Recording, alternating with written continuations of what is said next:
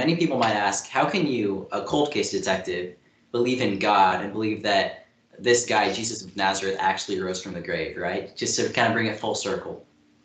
Well, I think first of all, you have to get to deal with your presuppositions, right? So like the first rule of investigations is don't think you know the answer before you start. And every time I've done that, and it's not hard because you walk into certain situations, you got a dead woman in her bedroom, she's married. Good chance the husband did this, right? I mean, this is like almost all the time. The person you're working in these cases is a spouse or a boyfriend. So it's really easy to make that your first interview and kind of set your mind that this is probably where this investigation is going to stop. It's going to start and stop right here. But that's a mistake, right? Because in the chance that it isn't the boyfriend or the husband, you're going to spend, I spent one time, I think 4 or 5 weeks just chasing our tails because we thought we had the right guy. And of course, it wasn't him at all. So I think with the first rule you have to do is if you have a presuppositional bias, and I didn't believe miracles could ever be true.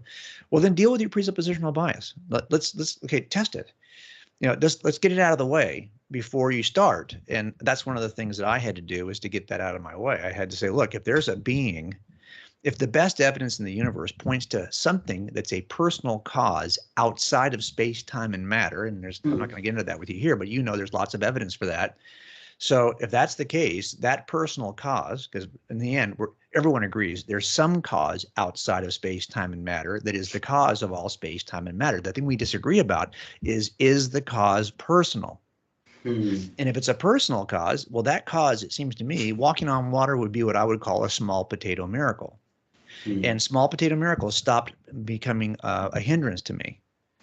Once I had done my work on the big potato miracles. And once I knew that, yeah, that's a reasonable inference, that there's something out there that's responsible for everything we see. But I'm very careful about that, right? Like I post on my Instagram all the time pictures of our running trails, and some of these skies are just amazing, and the nature is so beautiful. But I never say, well, this nature is beautiful, this sky is beautiful, therefore God. Well, this sky is beautiful because we happen to be at a place in the galaxy and a place in the universe in which, the infraction of light that's coming through the atmosphere creates this kind of thing. The clouds are such, great. But I recognize that none of that would be possible without a personal being outside of space, time, and matter. But I'm really careful not to just attribute every cool thing I see, therefore God, therefore God, even though I recognize that all of this is God dependent. And I think once I did that, I was able to read the Gospels in a different way.